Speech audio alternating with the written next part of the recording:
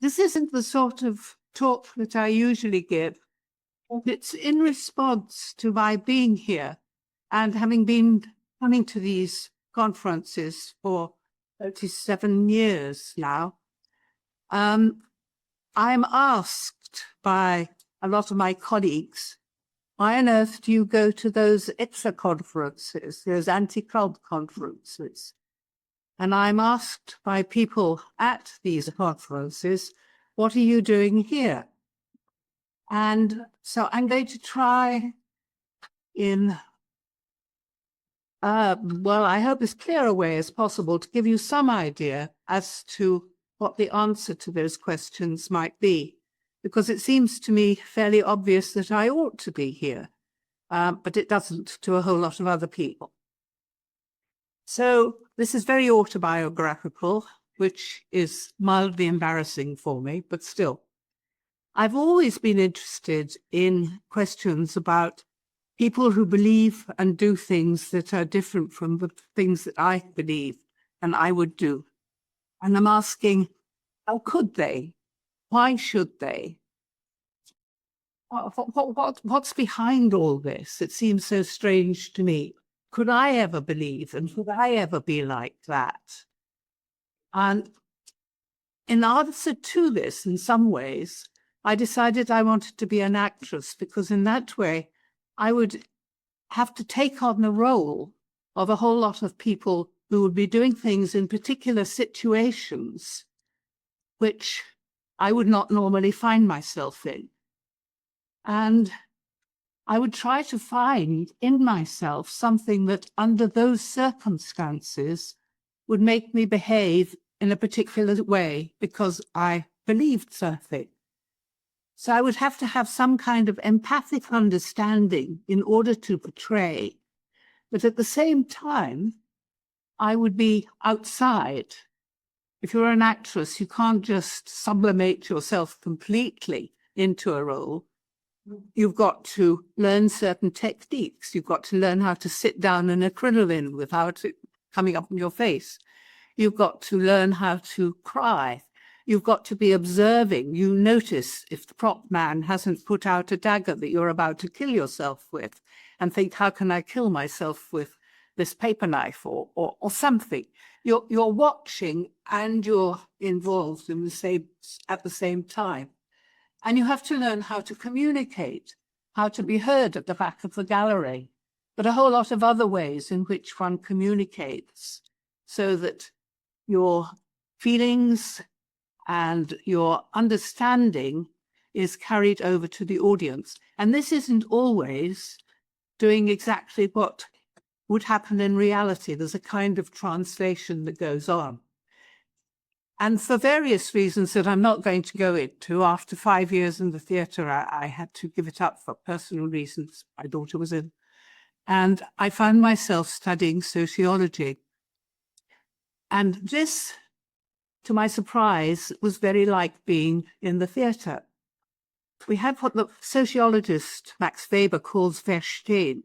That's empathic understanding. So you have to have some sort of understanding when you're studying whatever it is that you're studying. But you also have to learn how to use the scientific method. You're standing outside and trying to get inside at the same time. And the scientific method has a whole lot of techniques that keep one outside, but yet you try to involve yourself inside. And again, you have to translate. The example I usually give is if you watch a film like, I can't remember what it's called now, but Laurence Olivier played somebody who was incredibly boring. And actually, he was riveting. Now, if he had been boring, he wouldn't have been so riveting. So it isn't that you lie when you translate to people, like I have to translate to relatives and parents why their adult child, has joined a cult. It's no good just repeating what the child would say or the convert would say. I've tried that at the beginning, and then the relative would say, oh, you just sound like them. You've got to produce a bridge which provide some sort of context within which they can understand. So these are the sort of overlaps which fit into the kind of things that I'm interested in. Our social science, and this bit might be a bit boring, but it's not the same as the natural sciences, obviously. We have few, if any, laws. I don't think we have any laws. But we can point to regularities that occur. We can recognize things that are likely to happen. We can't know what will happen. There's no way we can prophesize.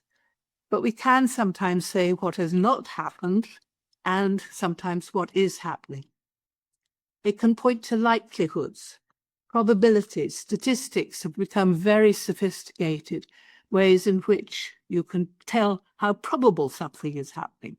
But of course, there are always the exceptions, and you have to remember that. It can test hypotheses. And Karl Popper, the philosopher, who happened to be at London School of Economics, where I trained and have spent all my adult life, since I took up sociology, he would say that science is trying to refute hypotheses. If you can refute it, if you can make a statement that is refutable and then try to refute it, that's doing science. Its methodology includes theorizing, collecting, and comparing. Comparing is important, very, very important. It's putting things in context. And an example I often give is if we read something in the media that says, cultists commit suicide, that's awful. You read another cultist has committed suicide. Again, this is awful. And you start to think, what is it about cults that makes people commit suicide? But then if you look at people of the same age, same social background, the rate of suicide might be twice as high as it is in the cults. And then you might say, what is it about cults that stops people committing suicide? I'm not saying that cults don't have people who commit suicide and it's a tragedy, but it puts it in some sort of perspective and allows you to ask further questions if you do things using comparison, which is, of course, the method that the natural sciences use, and logical inference, of course. And techniques include interviews, questionnaires, observation, and literature reviews. Social science studies individuals as social animals. How individuals are affected by other individuals, both directly and indirectly through literature or whatever way. It studies society as cultures, perhaps more or less shared beliefs and norms, and structures, more or less prescribed roles, institutions that affect and are affected by individuals. Of course, you can only see individuals. Some social scientists think you can see society, but you can only see it through individuals. It is properties, society, that aren't reducible to the individuals, however. It is a reality that shapes our lives one way or another, positively, negatively, more or less. It enables individuals to do things that they couldn't do if they were just by themselves, as individuals, Robinson Crusoes. And it constrains them from doing things that they would otherwise be able to do. And the enabling constraining can be physical, but generally speaking, it's not. The ways in which and degrees to which individuals are free or controlled is a central question of sociological concern. How far, to use Jan Jalalich's term, the choice is bounded. How much freedom we have in what situations, under what cultures and structures, etc. And very importantly, society is an ongoing process. It's a verb, not a noun. And I often liken it to an uncut film. You don't suddenly hear a boink, but there's movement, changes in each frame, which are minute as the individuals are interacting with other individuals, learning things, etc., etc. It's ever changing, but it's also carrying on things the whole time. So that was social science in general. Sociologists of religion ask who believes what, under what circumstances, with what consequences, how does this change, both at the individual and at the social levels, and why does it change? How far can we understand or explain the differences? A very common theory, overall theory in social science is social constructionism, and I'm a sort of social constructionist. This is belief that individuals are continually constructing and changing and restructuring different social realities and being constructed and changed by social realities. Now, we all see slightly different social realities. Our perceptions are different. And there are lots of pictures that social psychologists have made where you ask people what it is they see. And some people immediately see the rabbit and other people see the duck. That's fairly common knowledge. Sometimes we see the same thing, but we give it a different value. It's good or it's bad. Different new religious movements or cults are constructed in different ways by individuals, but it isn't just that each individual does his or her own thing. It's not purely individualistic. There's some systematic variation between the images constructed by groups that have different interests. Each group emphasizes some aspects and it downplays other aspects according to what it's interested in. It notices things because they make sense within a context that already exists for one reason or another. So they notice what seems relevant to their interests, and this reinforces their positions. But of course, they can be destroyed as well and changed. So if you happen to be a new religion or a cult, then your interest is to show that you have the truth, your leader is God or what have you, and you want to get converts and get everybody else to know this. So you will select in the good things and you'll keep quiet about any skeletons in the cupboard. Obviously, I'm now using what Weber calls ideal types. It's far too simplistic, but it's to give an idea of the kind of differences. Because if you're part of the anti-cult movement or the cult awareness movement, which is what Michael Langoni preferred to call it, and I think is nicer, there your interest might be to control or to ban the movements. So you tend to have pictures that select in the bad things but leaves out the good things or the normal things. If you belong to what's sometimes called the counter-cult movement, then you're not so much interested in the actions as in the beliefs. And you want to show that you've got the right beliefs, that the Bible really means this, or Muhammad really meant that, or what have you. And you want to show the truth. So you select the wrong beliefs that the cult has, and very often it's the ones that are very close that threaten your boundaries of what real Christianity, real Buddhism is, that you are worried about, and you select out the shared beliefs. The media want to get or keep an audience. So we tend to enjoy exotic or sexy, shocking stories much more than boring. We don't want to know what somebody had for breakfast unless there's some sort of strange, and people do have some very strange things for breakfast. But generally speaking, we're not interested in the accepted or boring. Sociologists want to describe, explain, and understand.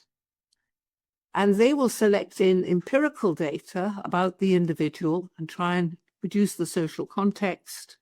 And they will also use control groups that have nothing to do with the group that they're studying. But they also select, they don't try and get the whole truth. They don't try and discover what God is really like. We're not interested in theological truths or moral truths in one sense. And I might come back to this if I've got time. But I'd like to make a difference, and I'm referring to Weber again, Max Weber, this German sociologist. He made a distinction between value relevance and value neutrality. And what we try and do is, we can't say as sociologists, citizens we can, but not as sociologists, this is good or this is what is bad.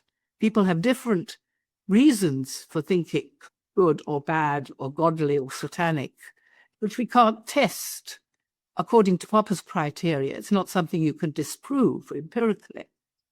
So we don't make moral judgments in that sense, but we can select and choose to study things because we think it's morally important that we should understand more about them. And we might want to use our findings because we think that we want to make the world a better place. But that's not as social scientists, that's as people.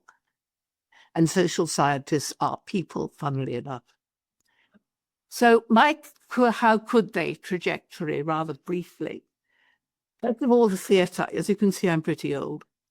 And then I went to the London School of Economics, studied sociology. I was studying scientists and religion until I got an invitation to go to a conference in London to talk about science and religion, or scientists, how they all, well, never mind. And this was the international, I can't remember what ICSA stands for, something on the unity of the International Conference on the Unity of Sciences. And I went to this. I hadn't heard about the Unification Church. My husband worked for the BBC and went and looked up a file. And he came back and said, oh, this is being run by the Messiah, who's being looked at by the Department of Public Prosecutions. He's Korean, connected with the FBI or the CIA, Korean CIA. And he brainwashes people and marries them all off in the countries. You better not go. And I said, nothing's going to stop me now. She said, no. And that changed my life. A few months later, I was invited to their headquarters in London for a weekend workshop on science and religion. And there I got to know some of the members. There was one who was a young man whose father was a professor at the university, whom I happened to know. He had a good degree in Cambridge in history. And I was thinking, how on earth can he want to be a Mooney? And so that was a big question. And eventually, quite some time later, I found that I was studying them, and I wrote a book called The Making of a Mooney, Brainwashing or Choice. And that was a controversial book, shall we say, because my main argument, though it was a big, thick book, was that the people who went to these workshops, which at the time were said to make brainwash and make people incapable of resisting these techniques that the Moonies had, and the techniques would make them into Mooney robots once they'd been to a workshop, and they'd come out as these robots, and it would be both irresistible and irreversible. And just statistically, I found, going to the workshops and collecting information about over 1,000 people who had been to them, that over 90% did not join, and that those who did join tended not to be the particularly weak and pathetic people, but rather stronger people by a number of criteria, which I won't go into. And this went very much against the stories that were being told by the anti-cultist movement as it was then. And there were particularly the deprogramming that was being done, physical deprogramming by people like Ted Patrick, which I thought was not very nice, but that wasn't why I arrived at that solution. That was because what I found, and a whole lot other if you want to read the book.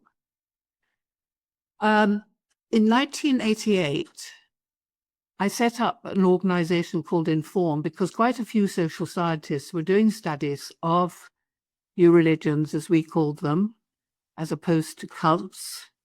This was one of the bones of contention. And we thought, I mean, sociologists don't tend to write very exciting books. They tend to be full of jargon and rather boring. And the newspapers were having far better stories. And I thought it was important that some of the work that was being done should be made available. And that's why I set up Inform, in order to try to get rid of some of the unnecessary suffering through ignorance and misinformation. Now, this did not rule out saying the bad things that the cults did. We did. We worked with the police a lot and the government. I've been responsible for getting gurus in prison and all sorts of things like that. And Inform does it both ways, but we also try to correct and help some of the situations through having contacts with the movements so that we're able to put relatives in touch with people who've been cut off, particularly early on when there was a big them-us divide and the deprogramming was going on.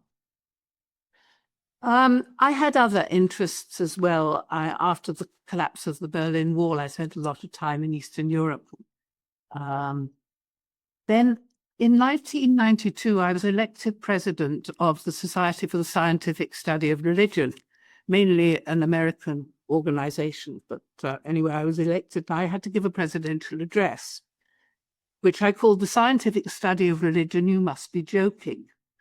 And in this, I tried to look at how we differed from science, which I think is very important, and argued that we should call it not the triple SR, but the quadruple SR, the social scientific study of religion.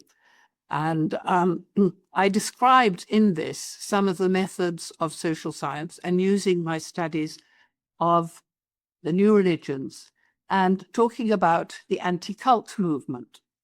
I'm complaining about I thought as I was writing it, the anti-cult movement is really bad because it generalizes, it says all cults are the same.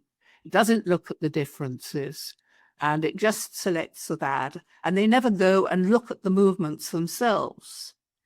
And then I thought, I'm generalizing about the anti-cult movement. I never talked to an anti-cultist except in a court of law. So I wrote to Herb Rosedale. This was in 1998. Herb Rosedale was the head of what was then the American Family Foundation. And I said, can I come to your conference in Philadelphia? And he wrote back and said, yes, everybody's welcome. So I went, absolutely terrified. And Herb Rosedale greeted me. As soon as I booked into the hotel, he was there and invited me up to meet the board. And I met people like Michael Langone and Carol Giambalvo. And I spent, during the course of that conference, they were very generous with their time. And I interviewed them both for several hours each, Carol telling me all about Cannes and her time. And we had a really good exchange, I thought. And so a couple of years later, just before the Seattle conference, I said to Michael and Herb, why can't we have a day before the conference?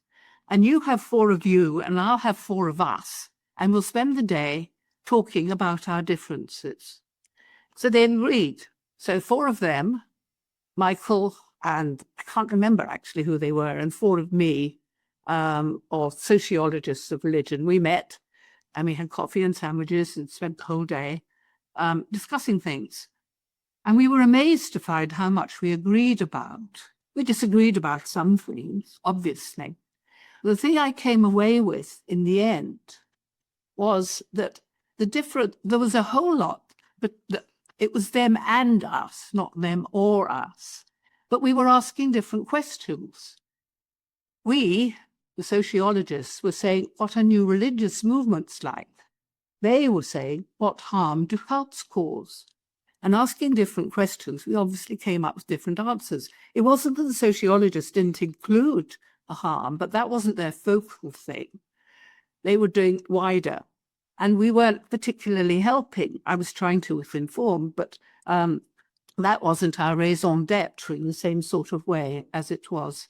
And anyway, so the sort of relationship grew, and members of this organization came to Inform. This is a conference where you've got Mike Crockfeld, Carmen, who's sitting in the corner over there, Michael, and that's an anthropologist.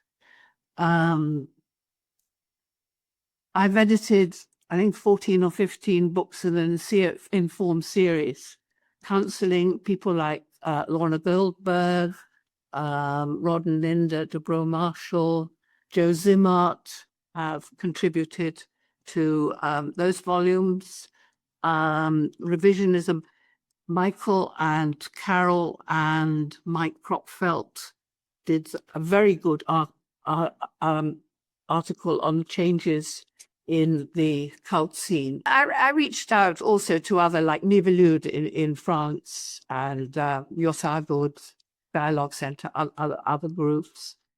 I spent 10 years going for 2 weeks every year to the Chinese police. I lectured to them, and they would take me to meet the government people who were responsible for this now, the evil cults or unorthodox religions, meeting with their anti-cultists and things. And that was again something very different. In 2009, I think, but Mike knows this, which is the right thing. I thought it would be good if we had meetings once a year, some of the cult watching groups, which would include Inform. The early ones was Inform, Infosect, CIC in Switzerland, in Geneva, and the Belgium CIAOSN in Brussels. And we would meet for 2 days every year in one or other of the places. And apart from the Belgians, who, because of their constitution, can't go to meet the new religions, we would go to meet new religion, local ones, on one of the days, or have them discuss a problem with us. The first time we discussed aging, because they were starting to get older and hadn't really thought out what to do about this problem. But other things each year, we've continued to do this and meet up. And then the other day, it would just be us discussing problems that we have. So there's Mike Kropfelt, Henri Decour, who's the president of the CIAO, or was, Eric Brasseur, Brigitte Knoble, who's the Genevan person. This is a visit back to Vedanta Manor. For some reason, Joe and Pat are there as well. Brigitte, there's Mike, and that's another meeting in Brussels of us all. We now know each other, we exchange information, we work together in a whole lot of ways. So the range of reactions to me within ICSA, I'm nearly at the end. Curiosity, lots of people are very curious as to why I'm here. Whose side are you on? I was actually asked that by a Scientologist, but other people have asked that. I always just say I'm a director of Valley Free Social Scientist. Keeps them quiet for a bit. Working on cases with ICSA, for example, Mohan Singh's just something where Inform worked with Pat and Joe. We got him into prison. He was a rather nasty sex guru. Yes, to my amazement, they were really very brave. I got a phone call from Bill Berg saying, would I accept the Lifetime Achievement Award? That's the proudest thing I've got in my life. It annoys so many people too. Yeah. There's still very strong opposition to my presence in this room. Not so much because of what I contribute, but the fact that I contribute.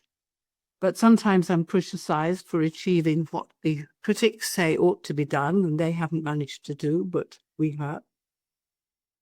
But I've made a lot of very good friends, and I've learned a lot. I've learned that all anti-cultists aren't the same, possibly far more diverse than sociologists of religion. There hasn't always been those who've wanted to do forcible deprogramming. People like Carol fought against it back in Can days. There's been the changes which you're all familiar with now. Everybody doesn't think that you have to just get back to the pre-cult self, which still exists as an idea somewhere, but realize that people move on and they take bits, for better or worse, with them. There's a growing awareness of differences between changes in movements.